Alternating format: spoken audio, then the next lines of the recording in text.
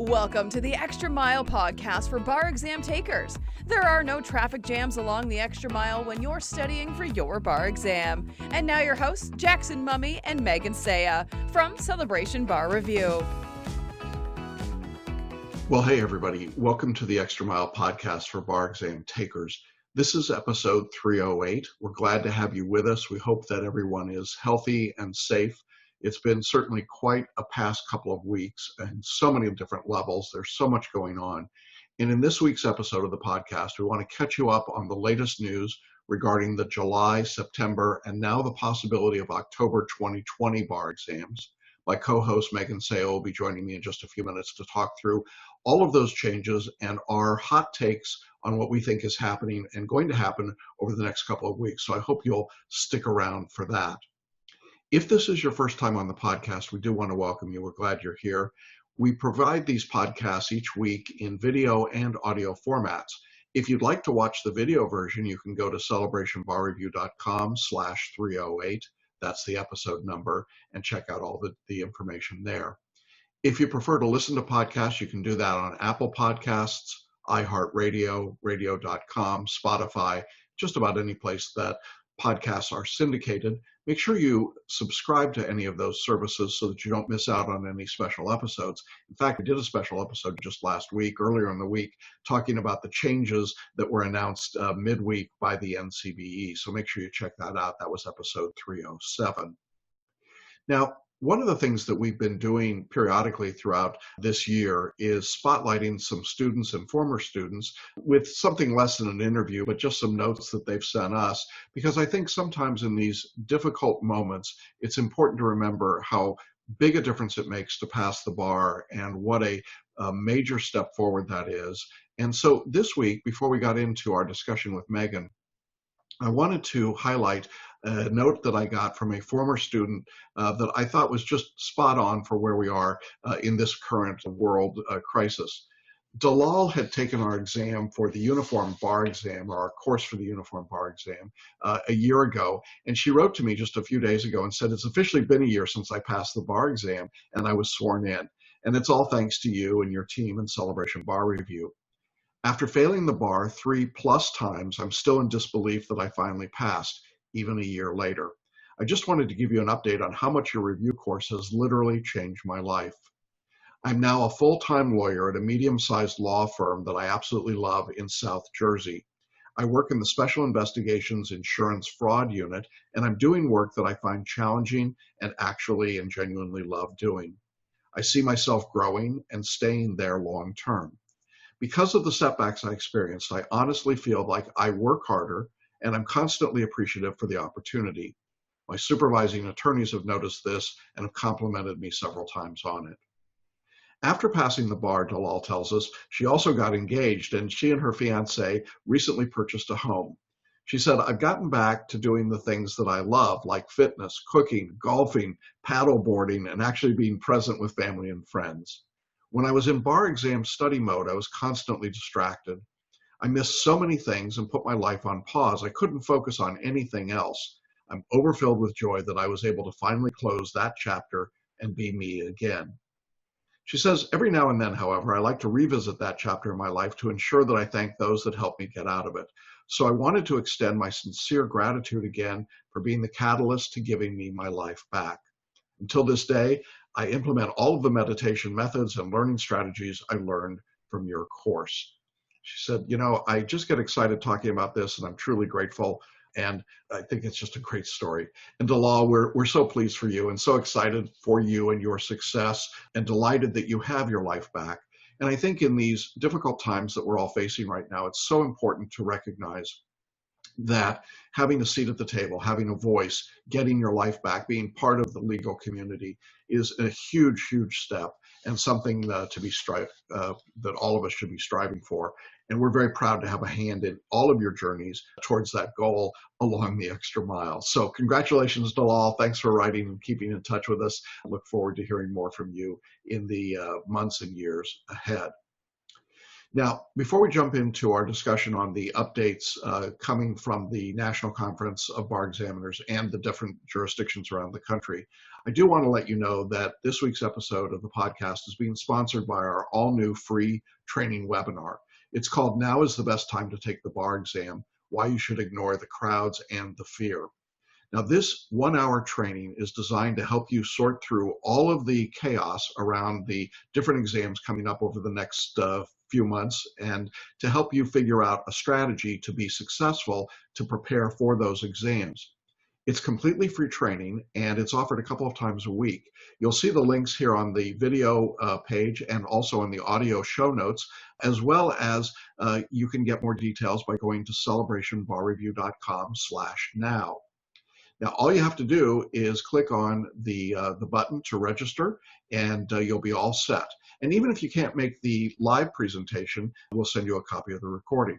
But I will say that one of the advantages of being on with us live is that I do a question and answer period at the end of each of these trainings where we talk through whatever questions you have about your jurisdiction or about the specific strategy that we're offering or what you need to do to implement it. And this Q&A has really been a great opportunity for students and people that are preparing to take the bar exam to just talk through whatever concerns they've got about the things that are happening. So I really encourage you to join us. We're producing these webinar training sessions a couple of times a week. And again, all you have to do is click on the button, look at the schedule, pick the day that works best for you, and then we'll see you on the training. All right, well, let's go ahead and jump into the discussion that Megan and I held with our students, talking about all of the updates that we've had just in the last few days around the upcoming Hi, Megan, how are you? Hi, I'm doing well. How are you? Good. Well, now that I'm here, that's a good thing. Kind of late to your own party, right? So do we have anything new to talk about this week? Oh my goodness, do we ever? Everything is constantly changing, huh? Yes, absolutely. We have a lot of questions and things to discuss today, so. All right, let's go ahead and jump in then. All right, great. So first we want to give people updates with the coronavirus stuff as we've been doing every week, just kind of what's different from this week from last week. So man, things, as we told you last Friday where we said, I'm sure that we will have totally new crazy stuff going on within 7 days. That is very true. Some of you might have been on the Facebook Live that Jackson and I did in the middle of this week because the NCBE seemingly out of nowhere decided to announce that they are offering, and we'll sort of talk about what that means. They are offering another UBE date, October 5th and 6th, and it will be an online exam, but it is up to each state to determine if they want to offer it. And there's a lot of caveats here, so we'll kind of get into that. But yes, first thing to know is the NCBE has said that they are willing to do this online shortened version of the test on October 5th and 6th. And now it's up to states to decide if they want to offer that to their students. Yeah, and they made the offer at the end of the business day on Tuesday. And as we're recording today, Friday afternoon, no states have accepted that offer. I wanted to just take a minute because while we're waiting to see if any state will go for it, as we've had a little bit of time now to think about it and process it, what does it say to you that no state has jumped on this and said we're going to do it? Well, it's interesting. The way that the NCBE framed it was very negatively. They definitely didn't seem to offer it as we're super excited about this. We've been working really hard and we're proud to offer this as an alternative. They really offered it as, if you want to use it, we don't think it's good. We don't think that this is equivalent to the regular exam. If you want to do it, you're on your own you need to find a company that will help you provide it and basically take it and stop complaining is kind of how I leave us alone. Here's an online option. I don't want to hear about it anymore. Yeah, it was sort of the Eeyore of bar exam, wasn't it? I guess it's an exam if you want an exam, which it really isn't. But if it was, this would be the one that you could do, but it really isn't any good. I mean, it's got, as you said, so many caveats. One of the key ones is that it's not a transferable score. So it's only good in the jurisdiction that offers it. So if you if there's a jurisdiction, let's say, that decides they want to offer this in the UBE, you've got to go to that jurisdiction. I mean, you're taking it online, but you've got to be willing to be licensed in that jurisdiction, and you can't transfer that score back to New York or Illinois or some other state. That's just not going to happen. So that's one huge caveat. Another is obviously the fact that it's not a full-length exam. It is not a complete MBE. It will have potentially an MBE component, multiple choice component. It'll have an essay component, and it'll have a performance test component.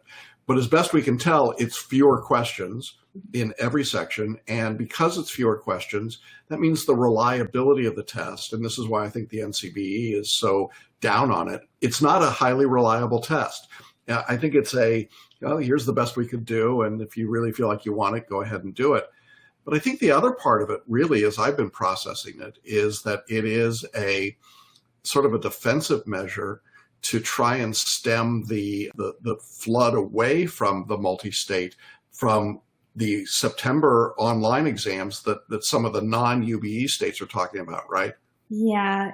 So we'll kind of get into it, but a lot of states that don't participate in the uniform bar exam are deciding to give at least an optional online version.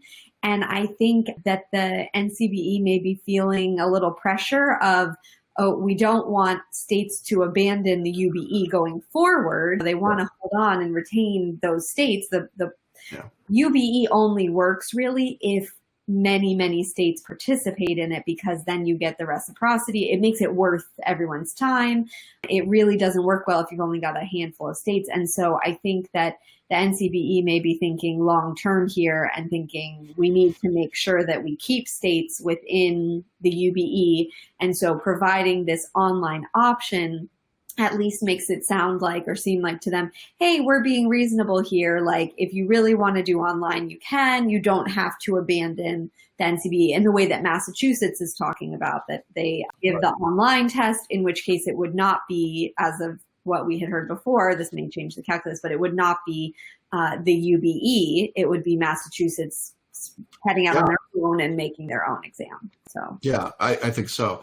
The other big caveat, I mean, there are many, but I think the last one that we want to highlight today is that this exam would be graded by individual states, not by the national conference. That means, well, the national conference will say in a multiple choice test, A is the correct answer. Outside of that, they're not going to grade them. They're not going to give, I mean, they may give draft or point sheets, but they haven't even indicated that. So it seems like it's a real free-for-all. You could be in a state that might decide that they don't want to, I mean, you and I talked about this a little bit in the midweek.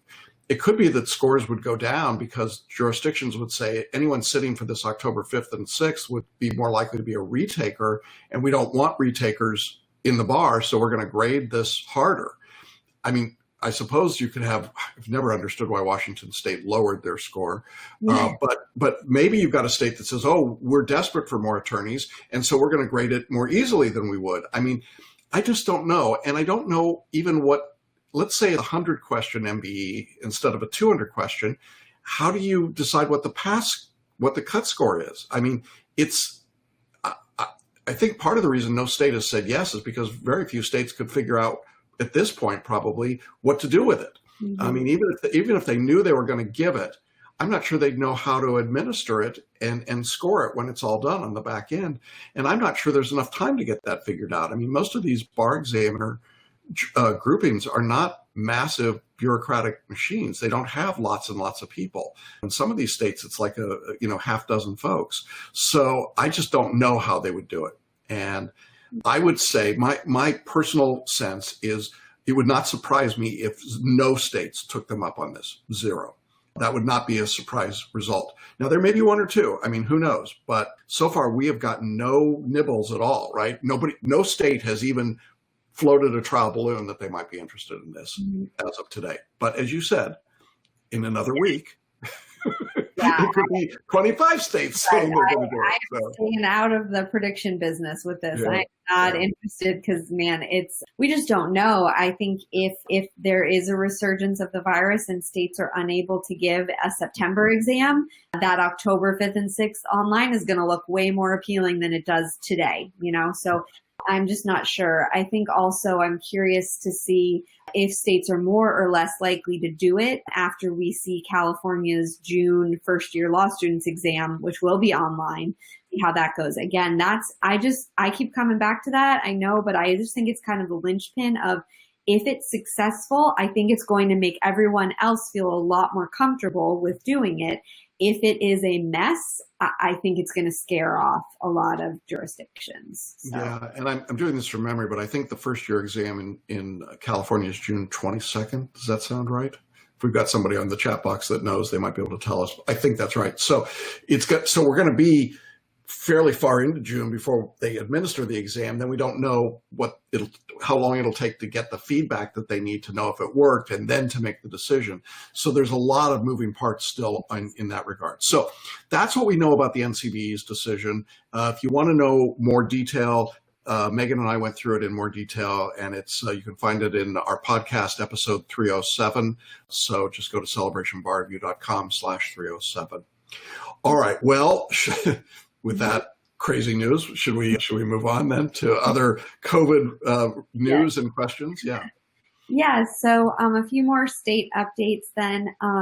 In New York, they opened their second period of registration. So for those of you who had been waiting, who were not recent New York law grads, they did open up the second period now through June 12th. However, it's also restricted.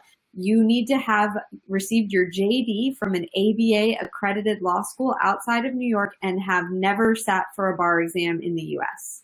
So pass or fail, can't have sat for a bar exam. So that means even if you're already a member of a different state's bar. So again, very restrictive. We don't know. They're obviously making no promises that even all those people will get a seat for the New York exam. But yeah, and I'm not sure that we know how many seats they're even going to have because we don't know what the locations are. I don't think they know it yet either. So I would say if you're a repeat bar taker, you're not going to sit in New York. If you're a foreign trained attorney, you're absolutely not going to sit in New York, not in this cycle or sequence. And you should either go to another jurisdiction, and there are jurisdictions out there, or you should wait till the February 2021 exam. I think those are really the options that you've got. Okay. All right, next, Texas surprised everyone also this week. We just had lots of breaking news. So Texas changed their test format for this last exam that they're going to be giving as a state test. They shortened it from 2.5 days to 2 days. They have cut the number of essays in half. So rather than 12 essays, there will now be 6 essays in Texas just for this one exam. And then they also have changed the weighting to make it 50% of your grade is the MBE. Let's talk about that. The weighting, as you pointed out earlier in the week, is the big news there, because now, and the reason they did this is that, again, you've heard me talk about equating exams. When you reduce the number of essays, you have to increase the weight of the multiple choice in order to make the test still reliable. So the examiners then were forced to increase the value of the multi-state score because they were cutting out 6 essays and cutting out half a day, which I think is for health and safety reasons. But in doing that, it means that now rock solid on your multi-state if you're taking Texas. Now remember that Texas switches to the UBE in February 2021, and then multi-state is part of the score. I mean, functionally 50% then as well. So it'll be less of a change, but it's a sooner change than would have been expected. The 6 essays in Texas will, I think, typically what Texas does is it takes a topic and it says, we've got property and oil and gas. That's a broad grouping, and you get 1 question in each. Well, they'll pick one, property or oil and gas. They'll pick 1 question in the UCC. They'll pick 1 question in each subject that they typically test in, domestic relations or community property. And I think that's how you'll see the 6 questions divided out. So the other interesting thing about Texas to me is that they are going to go 2 exam dates, right? July and September 9th. And I'm not clear, and maybe somebody knows here, but at this point, I'm not aware that they have explained who's going to go which date, whether it's an applicant's choice or if it's going to be assigned by the examiners. That's the same question we've got in Florida with respect to locations. It appears that right now you're not being given a choice. I'm beginning to think that they're just going to tell you which location you're going to in Florida. And it may be that they're going to tell you which date you're sitting for in states like Texas or Tennessee. I think had the same thing, didn't they? Where it was, we've got multiple dates and it looks like they're going to tell you which date you're going to. Yeah, each state, I mean, it's definitely the check with your state and see if they're, yes, let me just put in assigned by examiners. Check with your individual state if you have more than one date to just confirm, have I been given a date yet? How do I have a preference, or is it just random? Yeah. And let's say again, phone calls won't work. Right. They're not answering the phone anywhere in the country that we're aware of. So email, I think, is the only way to do it. So. And watch and check their website for sure. And also you can check our website. We've got whatever has been publicly said. There's a menu item that says July 2020 exam changes on the Celebration Bar Review website, so you can check that. Okay, what else? All right. Next we have Louisiana, and Louisiana is a state bar as opposed to part of the UBE, but I wanted to talk about it because they have 2 test dates that they had already announced, but they just announced that they will have an online option for both of them. So I think this is part of a clear trend now, I think I'm willing to call it that, of non-UBE states offering online options or only online. And I think that helps explain the push by the NCBE or them feeling pushed like they needed to give an online option.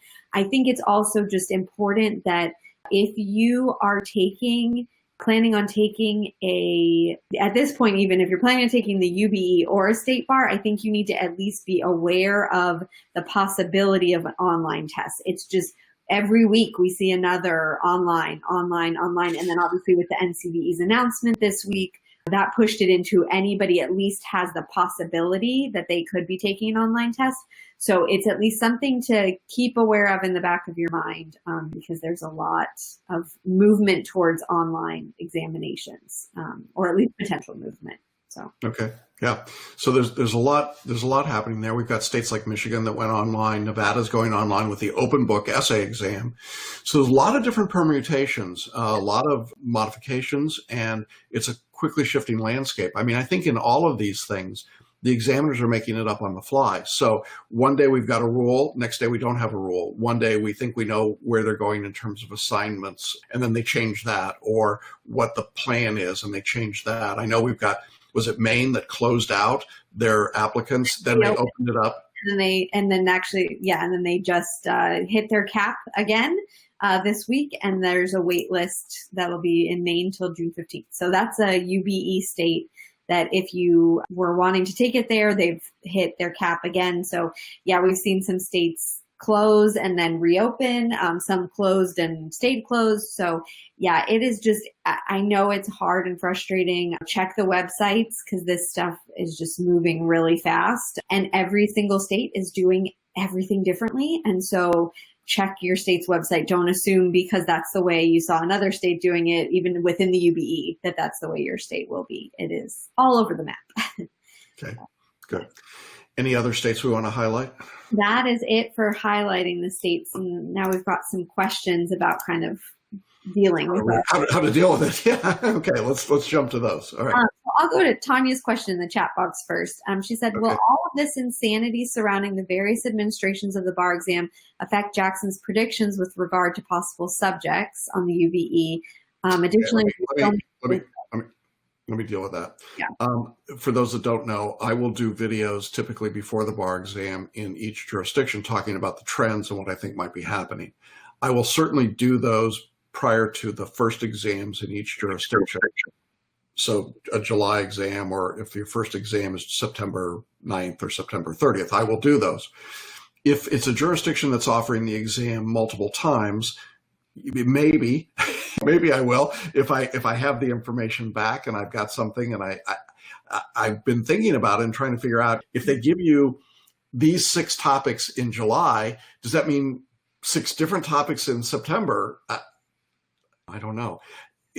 People think somehow that's sort of Nostradamus with me. It's not. I just look at trend lines. It's 30 years of experience. Yes. No trend lines with 3 now. I mean, now we've got 3 extra exam dates with this October 5th and 6th. So, yeah. So, I mean, I could do it, but I'm not sure I'd put a lot of weight in it because, frankly, it's just a wild-eyed guess. I mean, I really do. And who knows, right? I mean, what do you look at? What's the basis? I mean, they've never, ever done this. So I don't know how we could come up with anything, but there you go. And as the NCBE pointed out, with this online, even the shortened version that they're offering for October 5th and 6th, they said it is all fair game. So there is nothing that you should stop studying. Like, do not think, oh, my state, if you're in Texas, just because they shortened the exam does not mean they did not cut out any subject. So you need to study all the same material, the same amount. It's not there's no cutting of subjects. You need to know the Duhigg doctrine for oil and gas. There's no getting past that. So it's okay. Yeah. So that, all right, there was more to the question. I stopped. Yes. And then do you still maintain that those of us taking in July may have a teeny advantage? Yeah, I do. The basic theory is that a lot of the high-scoring, high-achieving students would be sitting out because they're going to get a temporary waiver of the bar exam. And I mean, frankly, if you didn't have to take a bar exam right now, if you could just avoid the potential hassle and the health questions and travel and so on, it would make sense to do that. If you had a job, if you could do that if you're a first-time taker. Those first-time takers with jobs, however, represent a tiny, tiny fraction of the overall number of takers, but they represent a big part of the people who pass. So when you move them out of the pool, I think it changes and slides the equating scale down. Now, the equating should happen in the July bar exam, should happen in the September 9th exam. I still have my doubts about the September 30th date. Not many states have picked that date yet. Mm-hmm. But certainly those first two, there should be an equating, and that should be a benefit to people. So I still would maintain that if you're a repeat bar taker trying to sit in July or September 9th, or if the only date your exam is given is September 30th, one of those 3 dates would be preferable to waiting to February 2021. Do you agree? Yeah, I mean, I don't even know how you would. It's getting crazier by the minute. I think it's, in my mind, the taking it earlier if you can, the advantage there, honestly, is probably more of a mental advantage, that it's like you're just ready and you're doing it and like, let's take this thing. And then you've got other options later on. But it's just, I mean, now we're dealing with 4 exams. I mean, this is completely unprecedented. We are dealing between July and the first week of October is over. We will now potentially have 4 separate administrations. And that's not even counting places like Louisiana, which has its own, they have a secondary date that's like October 10th, I think. Completely different, yeah. Right. But this is just completely unprecedented. So yeah. And I don't know if this was a question that came up that we've got on our list or not, but it did come up in one of my conversations where I think it was a Florida student said, well, could I take the Florida bar exam in July and then enroll in a UBE jurisdiction for September 9th or September 30th, or a jurisdiction that gave the October 5th and 6th test? And my answer is, I don't know. I don't think anybody knows until you try it. I don't know what the bar examiners in those second jurisdictions would say. I would say you've got to absolutely disclose that you sat for the July exam in another jurisdiction. And depending on the date of the test, you probably have your results back. I mean, July Florida exams are usually graded and back by September 15th. So the September 9th, you might not. The September 30th, you probably would. So it's a very strange, I don't know.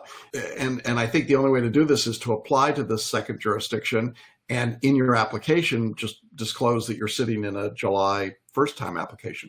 But also remember, and I don't think we can underemphasize this, jurisdictions like Florida that say they're giving the exam at the end of July, that is still, I think, a very optimistic position. We had a spike in COVID cases in Florida yesterday. We've reopened the state a little bit, or a lot, and we're seeing now a wave again, or maybe at the start of a wave. It is totally, in my mind, impossible to predict what that would look like and whether or not it would be feasible to hold a test in July. And so it could be that you think you're taking the exam in July and Florida decides to move it back, which they'll do whatever they want to do. Trust me, they will do exactly what they want to do when they want to do it. And they will tell you when they feel like telling you. And so you could suddenly find yourself having enrolled for a September 9th test, only to find out that Florida moved back to September 9th or something else. And I'm not saying that will happen. I'm just saying it's a possibility. The other thing that I think is interesting in just trying to get an overall view of this is that we had a couple of states this week, I think, that said they were going to require applicants to fill out waivers of liability for getting COVID at the bar exam. Now, for those who've been studying their contract law, this is a contract of adhesion. I don't personally believe that those waivers are worth anything. But I think that what they're really designed to do is to scare people away from the exam, don't you? That they're really trying to say, don't take the exam. We don't want you to take the exam in July or September or October. We just don't want you here. And so if we can push a few of you out of the door by forcing you to sign this ridiculous waiver, well, we're going to float it. And I don't know, a few states did it, a few more may. It struck me as just ludicrous, right? When we take no liability for your car when you put it in our parking lot. Yeah, sure. Okay. Yeah. All right. A few more questions. Okay. So, there's a few people who are asking about with the online exams, especially people in California, saying that my home is just really not ideal. Like I just don't have the right place to take the exam in the home, given all of the restrictions that we have found from the June, first year students exam. So people just kind of wondering, what should I do if like I can't take it? There's not really the right spot in my house to do it. Yeah, I've been thinking a lot about this. So here's my off the wall suggestion, frankly. When I come to California, I stay at a Residence Inn hotel. It's got a nice big desk. It's got good Wi-Fi. It's built for business travelers. There are no books in the room. I can put a door up. I actually was thinking we might have commission June to make up some signs that say, I'm taking the bar exam. Don't knock, don't enter, don't bother me. Be quiet. Those kind that you put on the door. But I'm wondering if just going to a hotel room might not be the best way so that there's nobody else there. And the only risk you're taking is the quality of the hotel's internet, which is a risk. I mean, it totally is a risk because if it gets blipped off, you're done. But frankly, some people have such crappy internet at home that and the 12-year-old that runs in and decides they're going to play Xbox in the middle is a problem too, or the pet that comes into the room, or the books you got to move out, or whatever. So I mean, maybe it's worth checking out a hotel that's a business hotel and saying, let's talk about your internet. And you come in the night before and you check it and you make sure, and is it rock solid, and leave me alone, and so on. Short of that, I mean, I think you've got to do what you talked about last week or the week before. You got to upgrade your internet. You got to get a better router. You got to make sure your computer's good. You got to get everybody, all pets, children, other human beings out entirely. You got to put signs up. You got to get all the stuff out of your office or space. You got to go buy Depends. I mean, you got to do what you got to do to get ready for this. You have some time to think about it.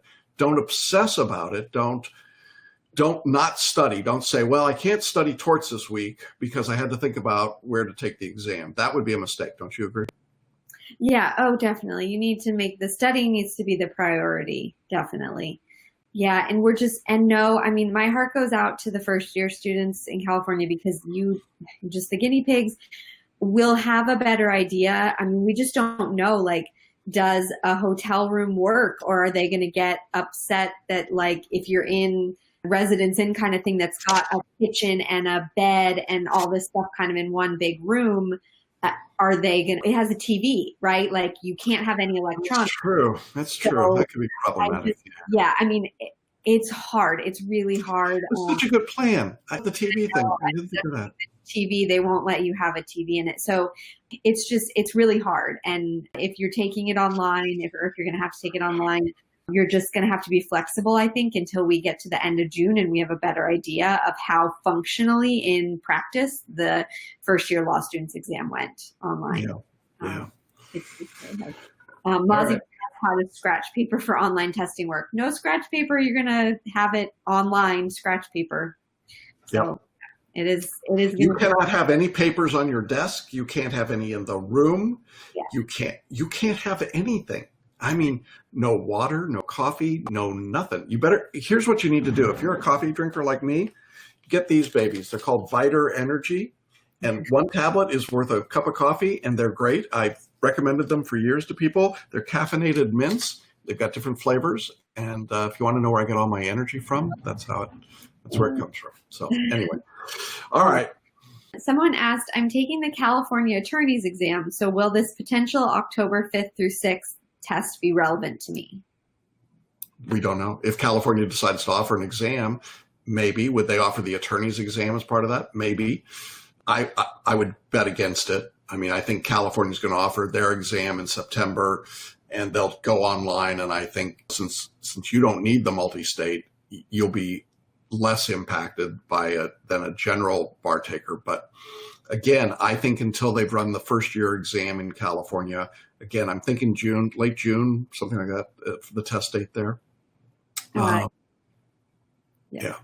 So, and it's just going to take them some time to figure out if it worked or not. And then we'll see what they do. So I would say somewhere in the month of July, they'll start saying, well, here's the way it's going to look in September. And we'll react to that and see where we go. Right. And we're remembering too that in California, they still haven't committed to doing they haven't.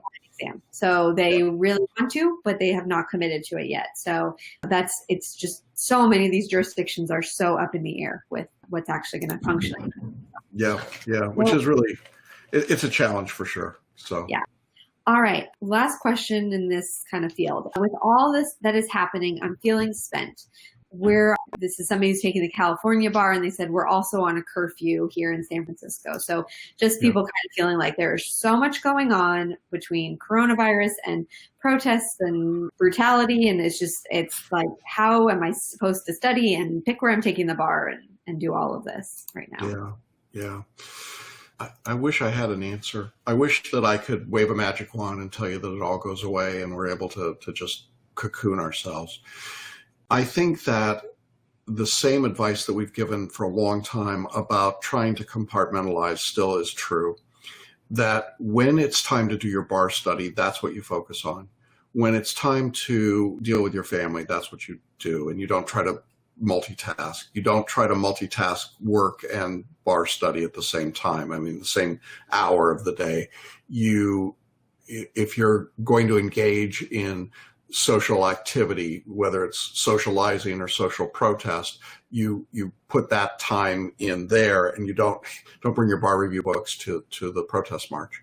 The reality is that the number one task you have as a bar taker with respect to a lot of things right now is not the bar. It's taking care of your family, it's taking care of your health, it's taking care of the things that are in your orbit.